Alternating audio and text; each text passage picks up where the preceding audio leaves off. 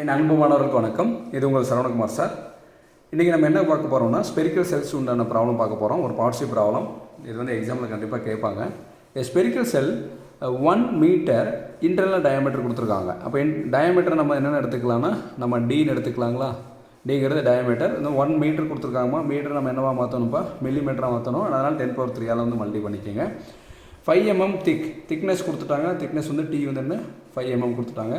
is filled with a fluid under pressure until its volume increases by 0.2 into 10⁻6 mm3. Volume இன்க்ரீசஸ்ன்னு கொடுத்துட்டாங்க. வால்யூம்னா என்னென்னா நம்ம வந்து வின்னு எழுதுகிறோம்.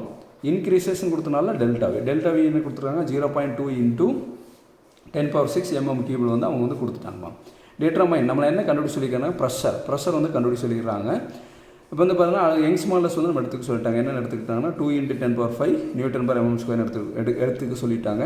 அப்போ யங்ஸ் மாடல்ஸ் நம்ம என்னென்னு சொல்லலாம்? ஈன்னு சொல்லலாம். E = 2 into 10⁻5 Nm². Poison ரேஷியோட value கொடுத்துட்டாங்க 0.3. பாய்சன் ரேஷியோன்னு என்னென்னா 1/m தான் இதனுடைய சிம்பிள். அப்போ 1/m = 0.3 கொடுத்துட்டாங்க. சரிங்களா? அப்போ நம்மளை என்ன கண்டுபிடிக்க சொல்லியிருக்காங்க? ப்ரெஷர் வந்து கண்டுபிடிக்கணும். ப்ரெஷர்னு என்ன? P = என்னன்னு சொல்லி கண்டுபிடிக்கணும். சரிங்களா?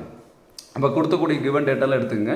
இந்த கிவன் டேட்டாவில் எப்போயுமே மீட்டரும் கொடுத்துருந்தா மில்லிமீட்டரை மாற்றி நீங்கள் வந்து கன்வெர்ட் பண்ணி நம்ம எழுதி வச்சுக்கணும்ப்பா. அப்போ நம்ம என்னென்னா ப்ரெஷர் கண்டுபிடிக்கணும். சரிங்களா? அப்போ வந்து ப்ரெஷர் கண்டுபிடிக்கிறதுக்கு நம்ம என்ன ஃபார்முலா யூஸ் பண்ணுறோம்னா change in volume formula use பண்ணுறோம். சரிங்களா? ஏன் இங்கே change in volume formula use பண்ணுறோன்னு கேட்டிங்கன்னா அதில் கிவன் டேட்டாவில் சேஞ்ச் இன் வால்யூம் தான் கொடுத்துருக்காங்க. சேஞ்ச் இன் வால்யூமோடைய வேல்யூவும் கொடுத்துருக்காங்க. சரிங்களா? அதனால் நம்ம change in volume formula use பண்ணி நம்ம ப்ரெஷர் கண்டுபிடிக்கலாம். அப்போ சேஞ்ச் இன் வால்யூம் ஃபார்முலா என்ன? Delta V = π P(d⁴)/8TE into 1 - 1/m. இதுதான் வந்து அதனுடைய ஃபார்முலா. சரிங்களா? இப்போ தெரிஞ்ச வழியில் சப்ஸ்டிட் பண்ணுங்கள். இப்போ சேஞ்ச் இன் வால்யூமோட ஆன்சர் என்ன கொடுத்துருக்காங்க? 0.2 into 10⁻6. இது இன்க்ரீசஸ் பை வால்யூம் இது கொடுத்துருந்தாங்களே அது சப்ஸ்டிட் பண்ணிட்டோம். பை இன்ட்டு பி வந்து தெரியாது. பி ப்ரெஷர் தான் நம்மளுக்கு கண்டுபிடிச்சு சொல்லியிருக்காங்க. அப்படி வச்சுங்க.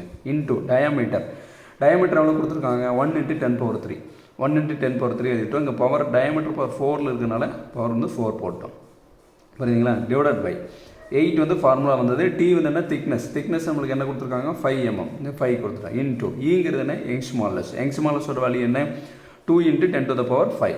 சரிங்களா? Bracket open 1 - 1/m. 1/m ஓட வேல்யூ என்ன? 0.3 கொடுத்துட்டோம். இப்போ நம்ம சிம்பிளிஃபை பண்ண போகிறோம். நம்ம சிம்பிளிஃபை பண்ணும்போது என்ன பண்ணணும்னா இந்த நியூமரேட்டரில் வந்து இங்கே ஒரு ப்ராக்கெட் ஓப்பன் பண்ணி இது க்ளோஸ் பண்ணிடுங்க.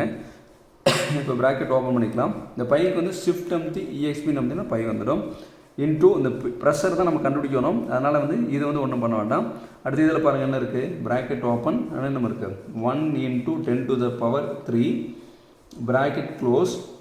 இங்கே பாருங்கள் பவர் 4. பவருக்கு வந்து நம்ம இந்த பட்டன் அமுத்துவோம் கால்குலேட்டரில். ஞாபகம் வச்சுங்க. அது பவர் 4. அப்போ இந்த பவர் அமுத்தி 4. அடுத்து என்ன பண்ணணும்? ப்ராக்கெட் வந்து க்ளோஸ் பண்ணணும். க்ளோஸ் பண்ணிவிட்டு அடுத்து இன்டூ இங்கே என்ன எடுத்துருக்காங்கம்மா? 1 - 0.3 ப்ராக்கெட் க்ளோஸ். சரிங்களா? அடுத்து டிவைடட் பை கீழே இருக்கிற value bracket open 8 into 5 into 2 into 10⁻5 bracket close பண்ணிட்டோம். இப்போ பார்த்தீங்கன்னா இந்த ஆன்சர் என்ன வருது? 274,889.3572 வருதுங்களா? எழுதிட்டோம். இந்த பி வந்து நம்ம வந்து ஒன்றுமே பண்ணல. அதனால தான் இந்த பி வந்து என்ன வேல்யூ தான் நம்ம சிம்பிளிஃபை பண்ணியிருக்கோம். இந்த ப்ரெஷர் தான் நம்ம கண்டுபிடிக்கணும். பட் நம்ம கால்குலேட்டர் வேல்யூ தான் அடித்து சிம்பிளிஃபை பண்ணியிருக்கோம். அதனால் அந்த வேல்யூ தான் இது. இந்த பி வந்து இங்கே எழுதிட்டோம். சரிங்களா? இப்போ நம்ம என்னென்னா ஆன்சர் நம்மளுக்கு என்ன வேணும்? ப்ரெஷர் தானே கண்டுபிடிக்கணும். ப்ரெஷர் இங்கே வச்சுக்கலாம். பி இங்கே வச்சுட்டு இங்கே மல்டி பண்ணிட்டு இருக்க வேல்யூ எல்லாத்தையும் வந்து என்னென்னா இங்கே கீழே கொண்டு போனது என்ன ஆகிடும்? டிவைடட் பை வேல்யூ ஆகிடுமா? அப்போ என்ன வரும் நமக்கு? P = 0.2 into 10⁻6 டிவைடட் பை இந்த வேல்யூ வருமா? சரிங்களா? இப்போ இது ரெண்டையும் டிவைட் பண்ணிடலாமா? ரெண்டையும் டிவைட் பண்ணால் நம்மளுக்கு என்ன கிடச்சிரும்பா? ப்ரெஷர் வந்துச்சு. இந்த வேல்யூ எப்படி வந்து தெரிஞ்சதாமா? இங்கே மல்டி பண்ணிட்டு இருக்க வேல்யூ இங்கே வரும்போது என்ன ஆகும்? டிவைடட் பையில் வரும். சரிங்களா? இப்போ என்னென்னா bracket open 0.2 into 10⁻6 bracket close divided by bracket open 274,889.3572 bracket close பண்ணிக்கலாம். ஆன்சர் வருது 0.727. அப்போ ப்ரெஷர் வந்து கண்டுபிடிச்சோம். ப்ரெஷரோட வேல்யூ என்ன? 0.727. அதனோட யூனிட் வந்து Nm². இப்போ நம்ம ரிசல்ட்டில் எடுத்து எழுதிடலாம். ப்ரெஷருங்கிறது என்ன? 0.727 Nm² எழுதிட்டோம். இதில் என்னென்னா எந்த ஃபார்முலா யூஸ் பண்ணணும் நல்லா தெரிஞ்சுக்கணுமா? இன்க்ரீசஸ் பை வால்யூம் கொடுத்துருக்காங்க. டெல்டா V ஃபார்முலா யூஸ் பண்ணி நம்ம வந்து ப்ரெஷர் கண்டுபிடிச்சோம். தேங்க்யூ.